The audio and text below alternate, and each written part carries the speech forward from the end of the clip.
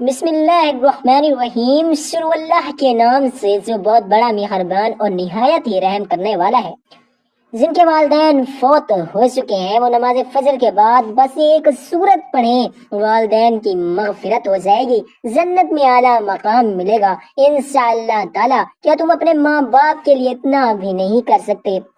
محترم ناظرین، کسی بھی انسان کے لیے دنیا میں سب سے زیادہ پاکیزہ اور محبت والا رشتہ اس کے ماں باپ کا ہوتا ہے۔ اس کے بعد انسان کے سگے بہن بھائی اور دوسرے رشتہ دار آتے ہیں۔ اس دنیا میں تعلق یا رشتے کسی بھی انسان کے لیے اولین ترجیح ہوتے ہیں۔ سب کے کچھ رشتے تو ہماری زندگی کے لیے ایسے اہم اور لازم و ملزوم بھی ہو جاتے ہیں کہ ان کے بغیر زندگی گزارنا ناممکن اور مشکل ہو جاتا ہے۔ جو ماں باپ اپنی زندگی میں حیات ہوتے ہوئے اپنی اولاد کے لیے ہر طرح کی تنگ ودو اور ہر ممکن کوشش کرتے ہیں کہ ان کی اولاد کامیاب ہو جائے، ان کے لیے یہ بات قابل فخر ہوتی ہے اور ہر ماں باپ کی یہی خواہش ہوتی ہے کہ اس کی اولاد نیک اور فرما بردار ہو، اپنے ماں باپ کا کہنا مانے، ان کے لیے آسانیاں پیدا کریں۔ جو اولاد نیک اور فرما بردار ہوتی ہے وہ اپنے والدین کے لیے بخشش کا سبب بنتی ہے، کیونکہ نیک اور فرما بردار اولاد والدین کی وفات کے بعد ان کے لیے مختلف وظائف اور ذکر و اذکار کر کے ان کی روح کو بخش دی ہے، جن سے ان کے والدین کی آخری زندگی آسان ہو جاتی ہے، ان کے درجات بلند ہو جاتے ہیں۔ اس طرح ہمارا آج کا وظیفہ بھی والدین کی وفات کے بعد ان کے لیے بخشش کا ذریعہ بننے والا ہے۔ ایک بہت ہی پیاری صورت کا وظیفہ ہے کہ جو شخص بھی محرم کے دن یا اس سے بعد نماز فجر کے بعد یہ ایک سورت پڑھ لیتا ہے، اس کے والدین کی مغفرت کر دی جائے گی، ان کو جنت میں اعلیٰ مقام ملے گا۔ تو جن لوگوں کے والدین اس دنیا سے وفات پا چکے ہیں ان کو چاہیے کہ وہ اس سورت کی نماز فجر کے بعد تلاوت کر کے ان کی بخشش اور مغفرت کا ذریعہ بنے۔ جو ماں باپ اپنی اولاد کے لیے ہر طرح کے فرائض اور حقوق کو انجام دیتے ہیں، کیا اس اولاد پر ماں باپ کا اتنا بھی حق نہیں؟ اور کیا وہ لوگ اپنے ماں باپ کے لیے اتنا بھی نہیں کر سکتے؟ اگر آج وہ اپنے والدین کے لیے اس طرح کے ذکر، اس طرح کی اذکار اور تلاوت قرآن کر کے ان کی ارواح کو نہیں بخشوا سکتے تو کل ان کی اولاد بھی ایسے لوگوں کے لیے کوئی ذکر و اذکار اور وظائف نہ کرتے ہوں گے، ان کو نہ بخشواتے ہوں گے۔ تو ناظرین، آج کا وظیفہ جو والدین کی مغفرت کے لیے ایک سورت کا وظیفہ ہے، آپ نے اس کو لازمی کرنا ہے تاکہ آپ کے والدین کی مغفرت ہو جائے، ان کے درجات بلند ہو جائیں اور ان کو جنت میں اعلیٰ مقام مل جائے۔ اس سورت کی تلاوت کرنے والے کے نہ صرف والدین کی مغفرت ہوگی بلکہ اس کو دنیا میں بھی ہر قیمتی چیز ملے گی۔ حضرت علی رضی اللہ تعالیٰ عنہ سے روایت ہے کہ نبی کریم صلی اللہ علیہ وآلہ وسلم نے فرمایا، جو شخص اپنے والدین کے لیے دعا کرتا ہے اس کی زندگی میں اس کو اجر و ثواب ملتا ہے اور اس کے والدین کے درجات بھی بلند ہو جاتے ہیں۔ والدین کی مغفرت کے لیے دعا کرنا اپنے درجات کی بلندی کا وعدہ بھی ہے۔ جب آپ اپنے والدین کے لیے دعا کرتے ہیں تو اللہ تعالیٰ آپ کے اعمال کو بھی قبول کرتا ہے۔ اس طرح والدین کی مغفرت کے لیے دعا کرنے سے اللہ ان کے گناہوں کو معاف کر دیتے ہیں اور ان کی آخری منزل کو بہتر بنا دیتے ہیں اور ان کے لیے جنت میں اعلیٰ مقام کا انتظام کیا جاتا ہے۔ ناظرین، جنت ایک ایسی شاندار اور بے مثال جگہ ہے جو اللہ عز و جل نے ایمان والوں کے لیے بنائی ہے، اور اس میں ایسی نعمتیں رکھی ہیں جو نہ کسی آنکھ نے دیکھی، نہ کسی کان نے سنی اور نہ ہی کسی دل میں اس کا خیال آیا۔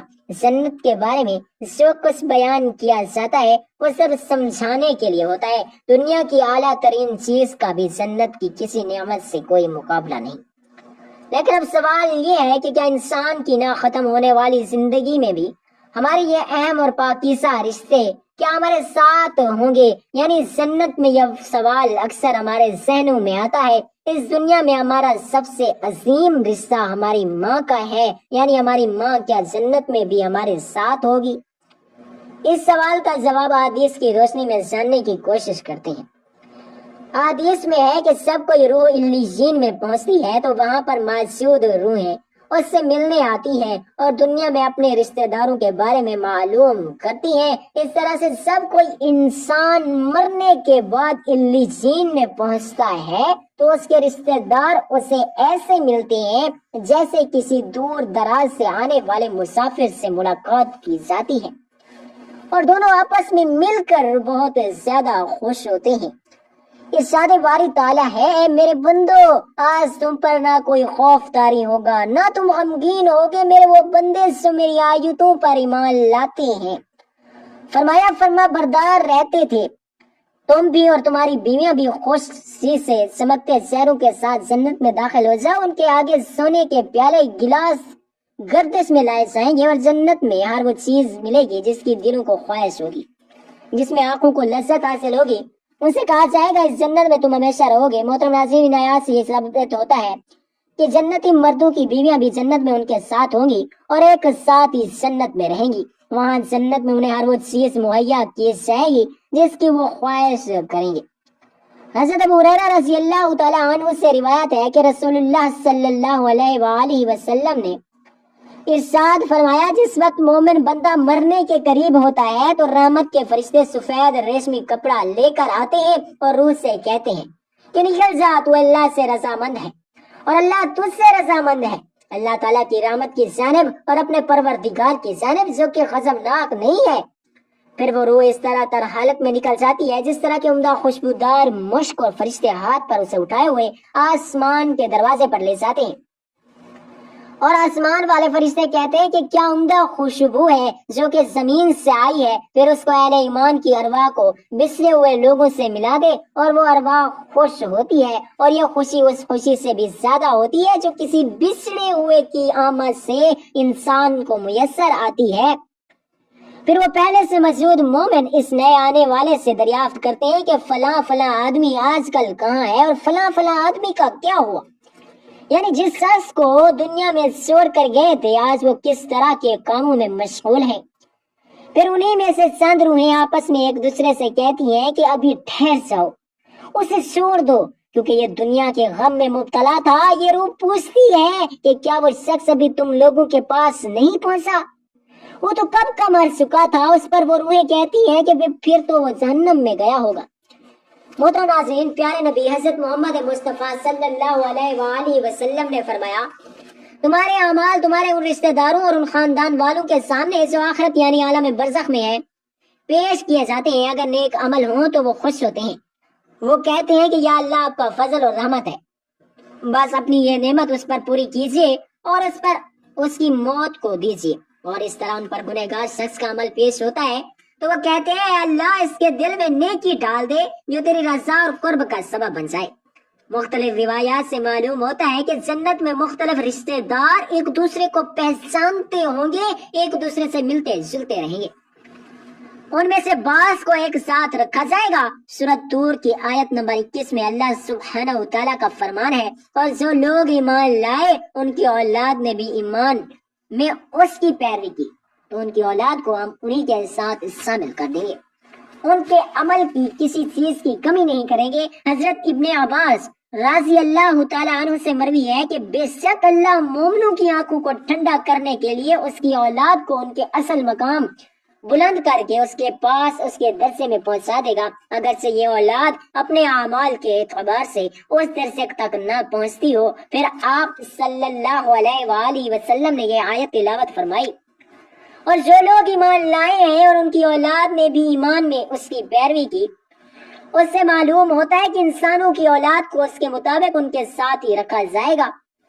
جو لوگ جنت میں جائیں گے تو یقیناً یہ وہ لوگ ہوں گے جنہوں نے اس دنیا میں نیک اعمال کیے ہوں گے، جبکہ ایسے لوگ بھی ہوں گے جنہوں نے گناہ کیے ہوں گے لیکن اپنے گناہوں پر شرمندہ ہو کر اس دنیا میں ہی اللہ سے معافی مانگ لی ہو اور صدقے دل سے توبہ اور استغفار کر لیا ہو تو اللہ تعالیٰ ان کو معاف فرما کر جنت میں داخل کر دے گا، جہاں اللہ عز و جل ان کی خواہش پوری فرما دے گا۔ اور یقیناً ان کی خواہش میں سے ایک خواہش یہ بھی ہوگی کہ دنیا میں اس سے بھی جو گناہ سرزد ہو چکے ہوں یا کوئی گناہ کیے ہوں تو اس سے وہ تمام اعمال بھلا دیے جائیں گے، کیونکہ جنت امن اور سکون کی جگہ ہوگی جہاں منفی خیالات، غم و غصہ کی کوئی گنجائش نہ ہوگی، اور ایک مومن جنتی کے لیے ہر طرف خوشحالی ہی خوشحالی ہوگی، جیسا کہ سورۃ بقرہ کی آیت نمبر 25 میں ارشاد باری تعالیٰ ہے اور جو لوگ ایمان لائے اور نیک عمل کرتے رہے تو ان کو خوشخبری سنا دو کہ ان کے لیے جنت کے باغ ہیں جن کے نیچے نہریں بہ رہی ہیں، جب انہیں ان میں سے کسی قسم کا میوہ کھانے کو دیا جائے گا تو کہیں گے یہ تو وہی ہے کہ ہم کو پہلے بتایا گیا تھا، اور انہیں ایک دوسرے کے ہم شکل بھی دیے جائیں گے، اور وہاں ان کے لیے پاک بیویاں ہوں گی، اور وہ جنت میں ہمیشہ رہیں گے۔ اور ایک اور حدیث میں ہے کہ رسول اللہ صلی اللہ علیہ وآلہ وسلم نے فرمایا کہ جب اہل جنت جنت میں داخل ہوں گے اور ان میں سے کسی کو اپنے بھائیوں اور رشتہ داروں سے ملنے کی خواہش ہوگی تو اس کا بستر اسے اڑا کر ان کے بستر کے برابر پہنچا دے گا، اور پھر دونوں تکیہ لگا کر دنیا میں گزرے ہوئے دنوں کے بارے میں باتیں کرنے لگیں گے۔ ان میں سے ایک اپنے ساتھی سے کہے گا، تمہیں یاد ہے کہ اللہ نے فلاں فلاں جگہ پر ہماری مغفرت فرمائی تھی، جس طرح ہم نے اس سے دعا کی تھی اور اللہ نے ہمیں مغفرت کا پروانہ عطا کیا تھا۔ رسول کریم صلی اللہ علیہ وآلہ وسلم کی ذات مبارک کے بارے میں متعدد احادیث مبارکہ میں بیان کیا گیا ہے کہ آپ صلی اللہ علیہ وآلہ وسلم انتہائی شگفتہ مزاج سے اور نرمی و محبت سے بات کیا کرتے تھے، تاہم کئی بار آپ صلی اللہ علیہ وآلہ وسلم بے اختیار ہنس بھی دیتے ہیں، مگر یہ اس وقت ہوتا جب آپ صلی اللہ علیہ وآلہ وسلم آخرت کے حالات بیان فرما رہے ہوتے تھے۔ امام عسقلانی رحمۃ اللہ علیہ فرماتے ہیں، یہ کہا گیا ہے کہ آپ صلی اللہ علیہ وآلہ وسلم صرف آخرت کے امور میں ہنسا کرتے تھے، اگر کوئی معاملہ دنیا سے متعلق ہوتا تو اس پر آپ صلی اللہ علیہ وآلہ وسلم صرف تبسم فرمایا کرتے تھے۔ نبی کریم صلی اللہ علیہ وآلہ وسلم نے ایک بار صحابہ اکرام رضی اللہ تعالیٰ عنہ کو یہ آگاہ کیا کہ روز محشر جب کسی کو جہنم سے نکال کر جنت میں بھیجا جائے گا تو اس کی حالت کیا ہوگی، اور اس پر آپ صلی اللہ علیہ وآلہ وسلم نے ہنس کر واقعہ احوال بیان کیا۔ حدیث مبارکہ یوں بیان کی گئی ہے کہ حضرت عبداللہ بن مسعود رضی اللہ تعالیٰ عنہ سے روایت ہے کہ حضور نبی کریم صلی اللہ علیہ وآلہ وسلم نے فرمایا، مجھے اچھی طرح معلوم ہے کہ سب سے آخر میں جہنم سے کون نکالا جائے گا، یا سب سے آخر میں کون جنت کے اندر داخل ہوگا۔ یہ آدمی اپنے جسم کو گھسیٹتا ہوا جہنم سے باہر نکلے گا، چنانچہ اللہ تعالیٰ سے فرمائے گا، جا جنت میں داخل ہو جا۔ وہ جنت میں داخل ہوگا تو اسے گمان گزرے گا کہ شاید یہ بھری ہوئی ہے، چنانچہ وہ واپس سے لوٹ کر عرض گزار ہوگا، اے رب وہ تو بھری ہوئی ہے۔ بس اللہ تعالیٰ اس سے فرمائے گا، جا جنت میں چلا جا، لہٰذا وہ جنت میں داخل ہوگا۔ جنت میں جا کر اسے پھر گمان گزرے گا کہ شاید یہ بھری ہوئی ہے، بس وہ واپس لوٹ کر پھر سے عرض کرے گا تو اللہ تعالیٰ فرمائے گا، تیرے لیے جنت میں دنیا کے برابر جگہ ہے، بلکہ اس سے 10 گنا زیادہ حصہ ہے۔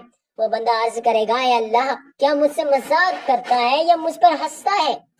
حالانکہ تو حقیقی مالک ہے۔ حضرت عبداللہ بن مسعود رضی اللہ تعالیٰ عنہ بیان کرتے ہیں کہ میں نے دیکھا کہ اس پر حضور نبی کریم صلی اللہ علیہ وآلہ وسلم ہنس پڑے، یہاں تک کہ آپ صلی اللہ علیہ وآلہ وسلم کے دندان مبارک نظر آنے لگے۔ آپ صلی اللہ علیہ وآلہ وسلم فرماتے تھے، یہ اہل جنت کے سب سے کم درجے والے شخص کا حال ہے۔ حضرت ابو سعید خدری رضی اللہ تعالیٰ عنہ سے روایت ہے کہ رسول اللہ صلی اللہ علیہ وآلہ وسلم نے فرمایا، جو آدمی سب سے آخر میں جنت میں داخل ہوگا وہ گرتا ہوا گھسیٹتا ہوا دوزخ سے اس حال میں نکلے گا کہ دوزخ کی آگ اسے جلا رہی ہوگی، پھر جب وہ دوزخ سے نکل کر جائے گا تو پھر دوزخ کی طرف پلٹ کر دیکھے گا اور دوزخ سے مخاطب ہو کر کہے گا کہ بڑی بابرکت ہے وہ ذات جس نے مجھے تجھ سے نجات دی، اور اللہ تعالیٰ نے مجھے وہ نعمت عطا فرمائی کہ اولین اور آخرین میں سے کسی کو بھی وہ نعمت عطا نہیں فرمائی۔ پھر اس کے لیے ایک درخت بلند کیا جائے گا، وہ آدمی کہے گا کہ اے میرے پروردگار مجھے اس درخت کے قریب کر دیجیے تاکہ میں اس کے سائے کو حاصل کر سکوں اور اس کے پھل سے پانی پی سکوں۔ اللہ تعالیٰ فرمائیں گے کہ اے ابن آدم اگر میں تجھے یہ دے دوں تو پھر اس کے علاوہ اور تو کچھ نہیں مانگے گا؟ وہ کہے گا نہیں میرے پروردگار۔ اللہ تعالیٰ اس سے اس کے علاوہ اور نہ مانگنے کا معاہدہ فرمائیں گے۔ اللہ تعالیٰ اس کا عذر قبول فرمائیں گے کیونکہ وہ جنت کی ایسی نعمتیں دیکھ چکا ہوگا جس پر اسے صبر نہ ہوگا۔